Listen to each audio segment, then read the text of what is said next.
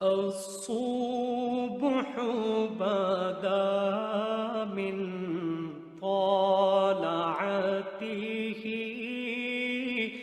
والليل دجى من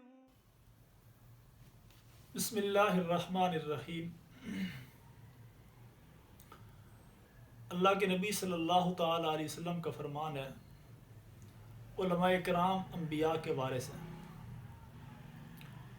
آج کے ہمارے اس معاشرے کے اندر علماء کرام کی قدر جو ہے وہ بہت کم ہو گئی ہے۔ ہم علماء کرام سے بہت دور چلے گئے ہیں، حتیٰ کہ علماء کرام صرف دنیا ہی میں نہیں، کل قیامت کے دن بھی ہمارے کام آئیں گے۔ جب جنتی لوگ جنت میں چلے جائیں گے، اللہ تعالیٰ ہم سے سوال کریں گے کہ میرے بندو، تمہیں اور کوئی نعمت چاہیے؟ وہ لوگ کہیں گے اللہ جی، آپ نے جن نعمتوں کا وعدہ کر رکھا تھا وہ ساری کی ساری نعمتیں ہمیں مل چکی ہیں۔ اللہ رب العزت کی ذات کہیں گے کہ نہیں، جاؤ اپنے علماء سے پوچھو۔ وہاں بھی علماء جو ہیں وہ ہمارے کام آئیں گے، وہاں بھی ہم علماء کے محتاج ہوں گے۔ علماء کا اتنا بڑا مقام ہے، اللہ کے نبی صلی اللہ علیہ وسلم نے فرمایا کہ تین لوگوں کو ہلکا سمجھنے والا شخص جو ہے وہ مسلمان ہو کر نہیں بلکہ منافق ہو کر مرے گا۔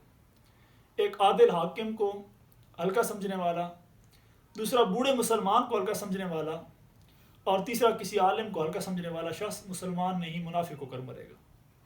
علماء اکرام کی قدر صرف دنیا ہی میں نہیں، کل جنت کے اندر بھی ہوگی۔ لوگ علماء اکرام کے پاس جائیں گے اور سوال کریں گے کہ اللہ رب العزت نے ہمارے اوپر نعمتوں کے ڈھیر لگا دیے ہیں، اس کے باوجود اللہ تعالیٰ نے سوال کیا ہے کہ کوئی اور نعمت چاہیے؟ ہمارے علم میں کوئی نعمت نہیں تھی، اللہ رب العزت نے ہمیں آپ کے پاس بھیجا ہے۔ علماء اکرام بتائیں گے کہ جاؤ اور اللہ رب العزت کی ذات سے عرض کرو، اللہ جی، آپ نے دنیا میں وعدہ فرمایا تھا کہ جو شخص میرا تابع اور فرمانبردار ہو کر زندگی گزارے گا، جو میرے احکامات کی پیروی کرے گا، میرے نبی صلی اللہ تعالیٰ علیہ وسلم کے احکامات کی پیروی کرے گا، میں کل جنت میں اسے دیدار کراؤں گا۔ اللہ جی، ہمیں سب نعمتیں مل چکی ہیں لیکن ابھی تک آپ کا دیدار نہیں ہوا۔ لوگ علماء سے یہ جواب لے کر دوبارہ اللہ تعالیٰ کے حضور حاضر ہوں گے اور کہیں گے اللہ جی، ابھی تک ہمیں آپ کا دیدار نہیں ہوا، ہمیں اپنا دیدار کروائیے۔